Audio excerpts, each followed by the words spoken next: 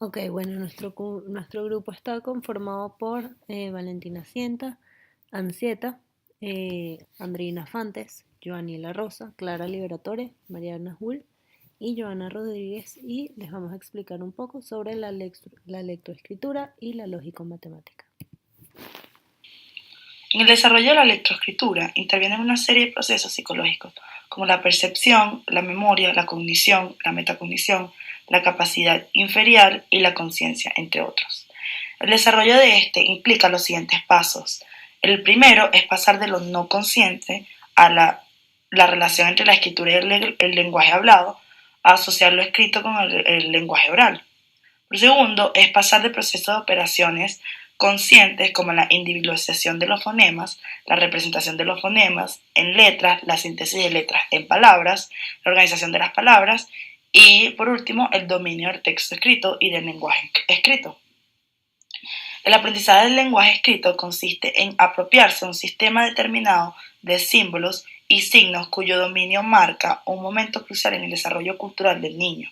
Según Vygotsky, la lectoescritura inicia con la aparición de los gestos como escritura en el aire. Asociado a estos están los primeros garabatos en los que el niño no dibuja el objeto en sí, sino hace los gestos del mismo que representa dicho objeto. Inicialmente no dibuja, sino indica, y al realizar el garabato está fijando el gesto indicado en el papel.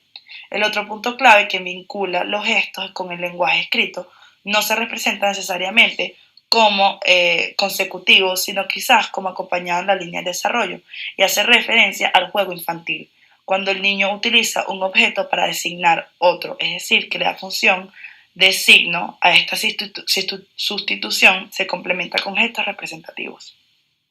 Según Luria, precisa la existencia de procesos primitivos, la utilización de signos auxiliares que permitan restablecer en la memoria del sujeto alguna imagen, concepto o frase. Luria señala que existen dos condiciones que se le posibilitan a los niños llegar a la escritura. La primera es diferenciar los objetos del mundo en objetos, cosas y en objetos, instrumentos. Y dos, es dominar el comportamiento con los medios auxiliares. El niño es quien construye en su mente el conocimiento lógico-matemático a través de las relaciones con los objetos, desarrollándose así siempre de lo más simple a lo más complejo, teniendo en cuenta que el conocimiento adquirido una vez procesado no se olvida, ya que la experiencia proviene de una acción. El conocimiento lógico-matemático es el que construye el niño a relacionar las experiencias obtenidas en la manipulación de los objetos. Este surge de la abstracción reflexiva, ya que este conocimiento no es observable y es el niño quien lo construye en su mente a través de las relaciones con los objetos, desarrollándose así siempre lo más simple a lo complejo, teniendo como particularidad que el conocimiento adquirido una vez procesado no se olvida, ya que la experiencia no proviene de los objetos sino de su acción sobre los mismos. La adquisición de este conocimiento requiere en el preescolar la construcción de las estructuras internas y del manejo de ciertas nociones, que son ante todo producto de la acción y relación del niño con objetos y sujetos, y que a partir de una reflexión le permiten adquirir las nociones fundamentales de clasificación, seriación y la noción del número, las cuales son las que comprenden el lógico matemático. La primera, la clasificación, constituye una serie de relaciones mentales en función de las cuales los objetos se reúnen por semejanza, se separan por diferencias y se definen la pertenencia del objeto a una clase y se incluye en ella subclases.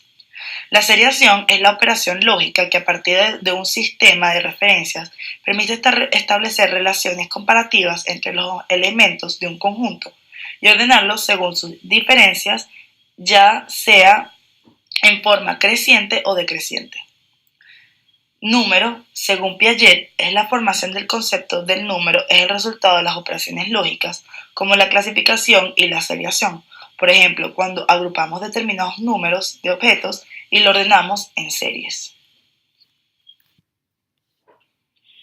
Para determinar las variables de la lateralización del lenguaje, existen varias características, entre ellas la edad, porque es evidente que no es lo mismo un niño de 5 años a un adulto de 30, la escolaridad, el nivel pues, en el que se encuentre su grado de escolaridad, el sexo, ya que las mujeres tienden a tener una forma bilateral y en cambio los hombres están más lateralizados hacia el hemisferio izquierdo. También el ser diestro, zurdo o bilateral, como mencioné anteriormente. Por ejemplo, el 15% de los diestros tienen localizado el lenguaje en el hemisferio izquierdo y solo un 5% en el hemisferio derecho.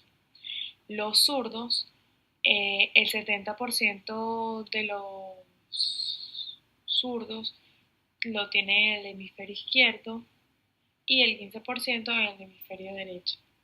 Y solo un 15% lo tiene bilateral.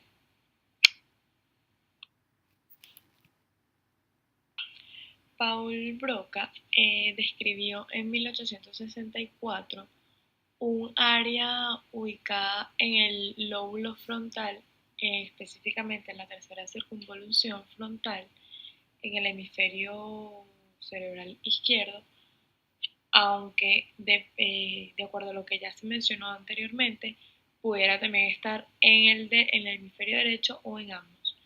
Esta área, como lo está mencionado en la lámina, es la parte del cerebro que se encarga en la articulación del lenguaje, bien sea escritura o del habla.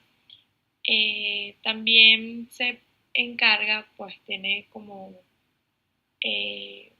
varias características en la construcción de crear el lenguaje hablado o escrito, estableciendo cadenas de palabras, regulación en los gestos vinculados con el habla,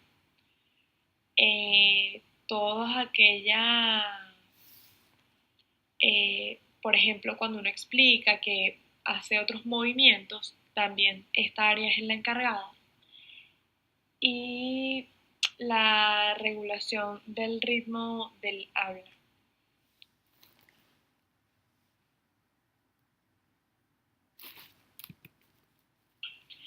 Corbijn Brodmann en 1909 definió también el cerebro en 47 áreas.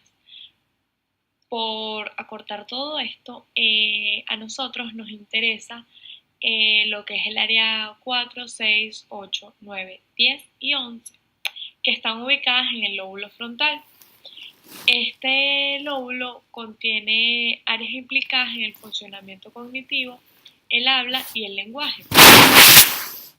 Por lo tanto, el área 4 corresponde a la área motora primaria, el área 6 a la premotora y complementaria, el área 8 facilita los movimientos oculares y participa en los reflejos visuales, así como la dilatación y la constricción de la pupila. Y el área 9, 10 y 11 se encarga de los procesos cognitivos como el razonamiento y el juicio, que pueden denominarse colectivamente inteligencia biológica, incluida la función ejecutiva. Carl Wernicke en 1874 descubre un área del cerebro que también nos interesa para este tema. Se encuentra en la parte posterior del giro temporal superior del hemisferio dominante, y esta área es considerada el centro cerebral de la comprensión del lenguaje.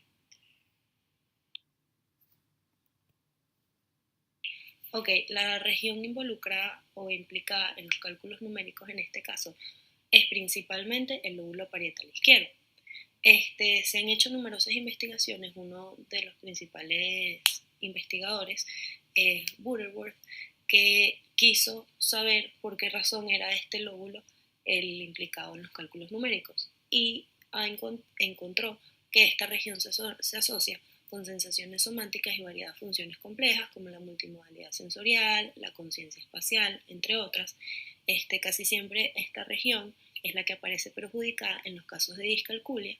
La discalculia es cuando las personas no pueden reconocer dígitos, los signos o tienen muchas dificultades para hacer operaciones elementales de la matemática. Y también indica que personas que sufren daños en el lóbulo parietal también sufren daños en dominios como la orientación del espacio, el control de sus propias acciones y la representación de su propio cuerpo, específicamente de los dedos. Y esto se relaciona bastante con los cálculos numéricos y, bueno, se podría relacionar bastante con esas habilidades. Ok, otra de las áreas involucradas es el surco intraparietal, que igualmente se encuentra en el lóbulo parietal izquierdo, y si nos fijamos en la foto que está ahí, es la rayita roja que se encuentra encerrada en un cuadrito. Esta área se activa cuando los niños y adultos hacen cálculos aritméticos. Sin embargo, en los adultos esta área se vincula o tiene relación con la cognición simbólica, como dice la palabra, lo que va relacionado hacia los símbolos, lo simbólico, pues, valga la redundancia. Y en cuanto a los niños, el surco intraparietal se vincula con la cognición concreta. Se dice también que el desarrollo típico de esta área puede generar o puede impedir el desarrollo exitoso de las habilidades matemáticas. Ok, también tenemos a la circunvolución angular izquierda o al giro angular, que es el área del cerebro que se encarga o que es un área del cerebro sumamente importante para la manipulación de valores numéricos o de valores de matemáticas que maneja un adulto. Ok, luego de tener como base los 3 videos anteriores, la información matemática puede ser procesada mediante 3 sistemas distintos en 3 regiones diferentes del lóbulo parietal. Tenemos el sistema verbal, el sistema visual y el sistema cuantitativo no verbal. En el primero, en el sistema verbal, los números se representan mediante las palabras. Es decir, si yo tengo el 53, yo no lo voy a representar como el dígito el 5 y el 3, sino que lo voy a representar como la palabra entera, 53. Y aquí se activa el giro angular izquierdo y se vincula o interviene en los cálculos matemáticos exactos. En el sistema visual, los números se representan con una asociación de los números arábigos conocidos, es decir, los números que conocemos comúnmente, 1, 2, 3, 25, 15, 12, y se activa un sistema superior parietal que se relaciona con la atención. Y el sistema cuantitativo no verbal es aquel en el que le podemos dar valor a estos números que estamos utilizando. Por ejemplo, en el 53, yo sé que el 53 está formado por 5 decenas y 3 unidades. Y aquí se activa el surco intraparietal y participan los dos lóbulos, el izquierdo y el derecho, y interviene en la solución de problemas.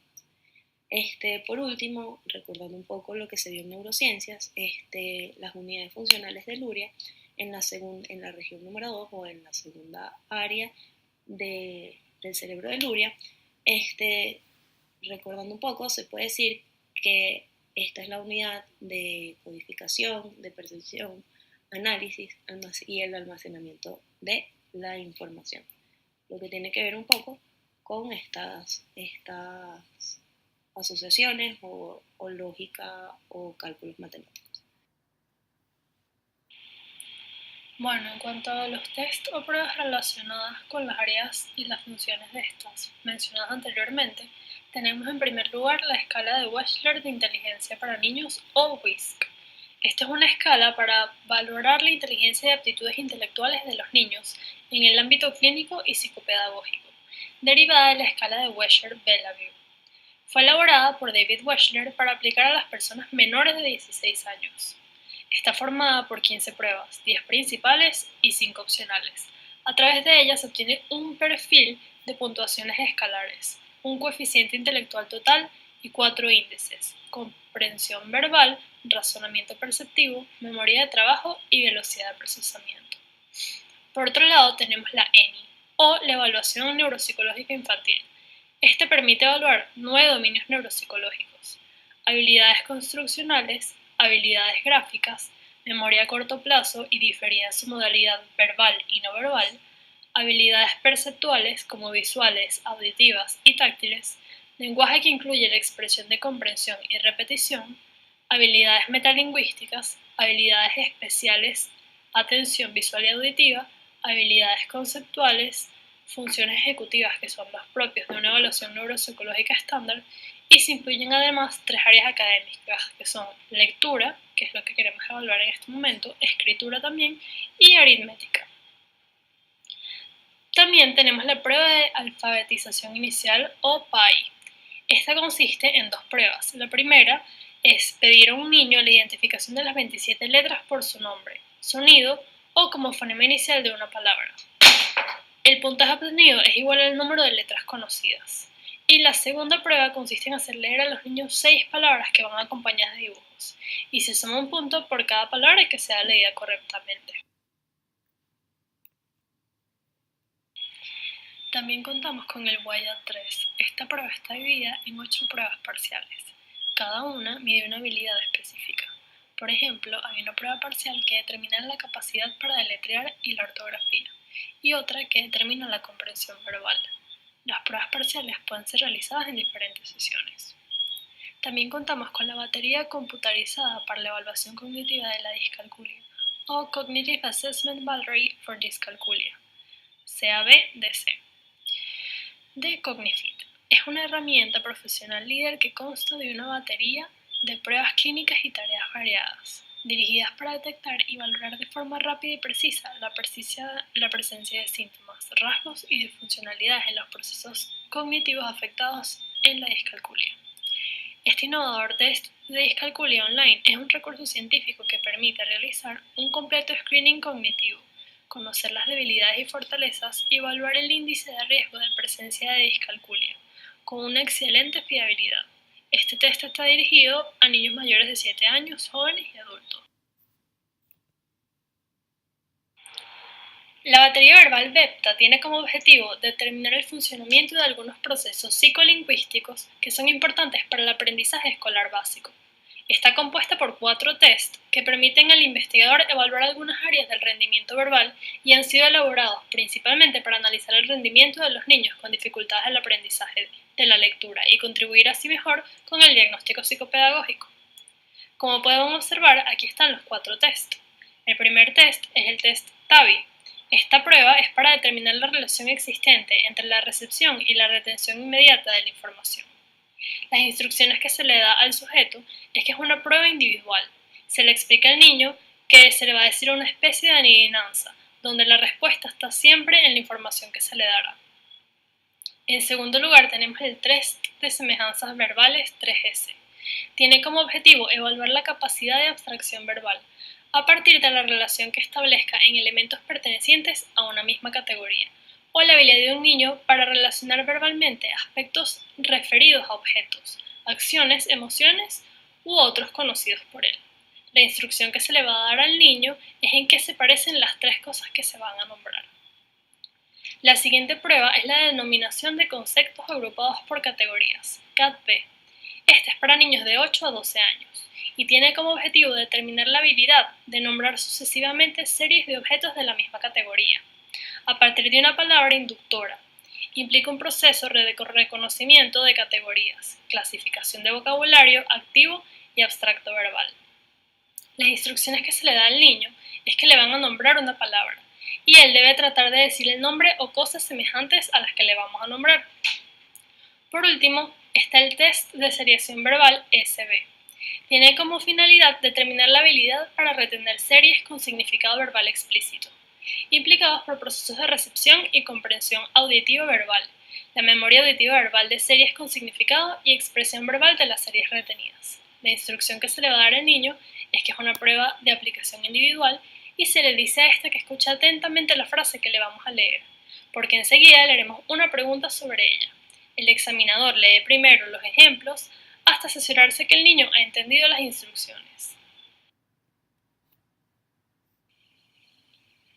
¿Cómo podemos llevar a cabo una intervención eficaz en el desarrollo y mejora de los procesos de lectoescritura y de razonamiento lógico-matemático? Como bien sabemos, existen muchas formas de llevar a cabo el proceso de aprendizaje y de enseñanza, y nosotros consideramos que la mejor, la más eficaz, es la de el aprendizaje significativo de Ausubel. Ausubel creía que el aprendizaje se basa en los procesos internos del alumno. Toma en cuenta lo externo, pero le da mucha importancia a cómo cada alumno interpreta lo que se le está enseñando. Decía que era un proceso de construcción de significados. Nosotros consideramos que este es uno de los mejores porque tiene muchas estrategias que pueden hacer que este proceso se consolide en la persona. Para llevar a cabo estas estrategias tomamos en cuenta la didáctica, que es un elemento importante a la hora de organizar y estructurar cómo se va a llevar a cabo este proceso. En la didáctica se establecen 5 interrogantes que hacen que podamos tener una visión de lo que va a ser el proceso de aprendizaje. Primero, la primera interrogante es ¿quién aprende?, referido al sujeto. La segunda es ¿con quién aprende el sujeto? Esto se refiere al acompañante o al guía, en este caso sería el docente, que va a estar llevando a cabo el proceso de enseñanza. ¿Para qué se aprende? En este caso el objetivo, que sería consolidar los procesos de lectoescritura y de razonamiento lógico-matemático. Y también habría unos objetivos más específicos referidos a cada tarea como tal que se va a llevar a cabo para consolidar estos procesos. ¿Qué aprende el estudiante?, que es el contenido, y cómo aprende el estudiante, que es la forma en la que se va a impartir el conocimiento, que es como la metodología.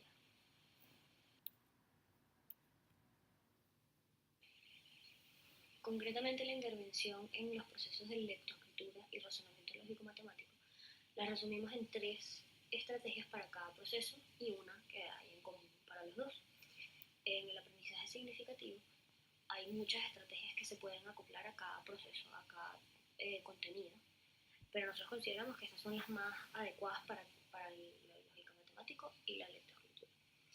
En el lógico-matemático consideramos importante introducir la utilización de materiales de manipulación, que los niños tengan, o las personas que están aprendiendo, tengan físicamente objetos que puedan ayudarlos a hacer las cuentas. Luego podemos utilizar juegos de tangram. Estos ayudan al razonamiento espacial, que es parte del razonamiento lógico-matemático, entre otros. Luego, poner ejemplos de la vida cotidiana.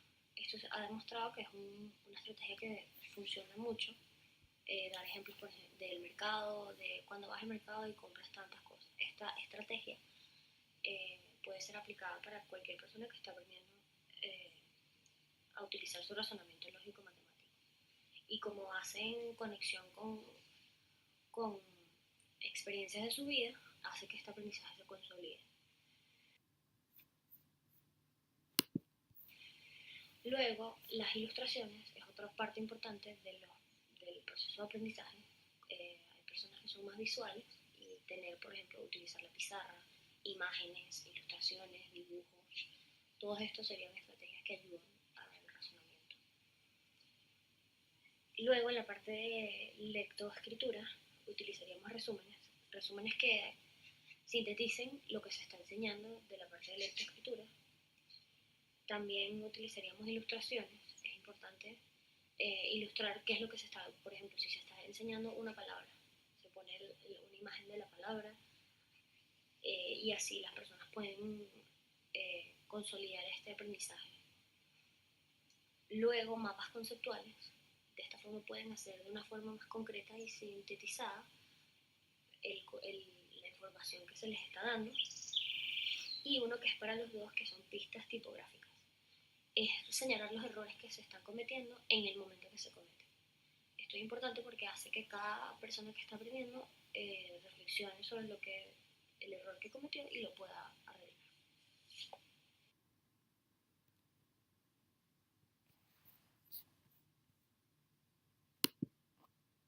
Si bien es cierto que para los niños es más fácil aprender a leer y a escribir, al igual que realizar, o sea, de desarrollar las capacidades lógico-matemáticas, para los adultos también es posible.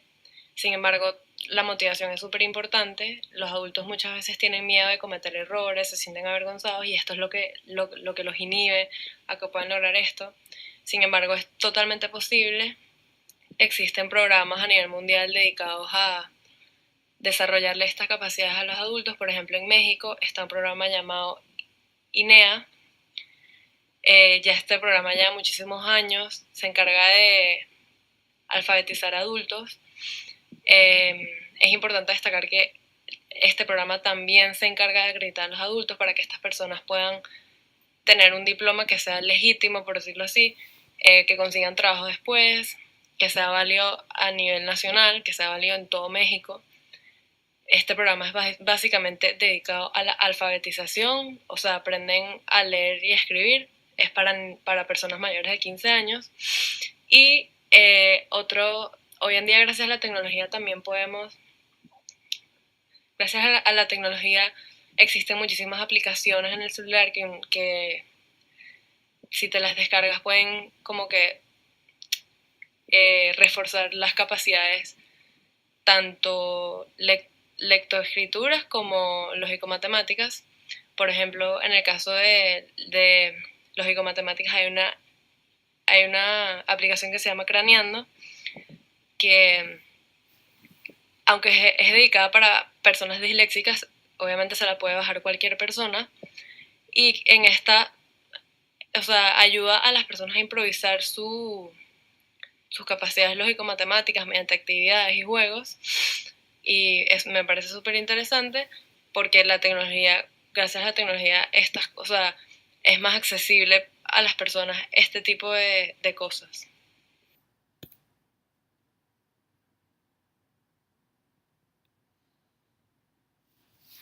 Muchísimas gracias.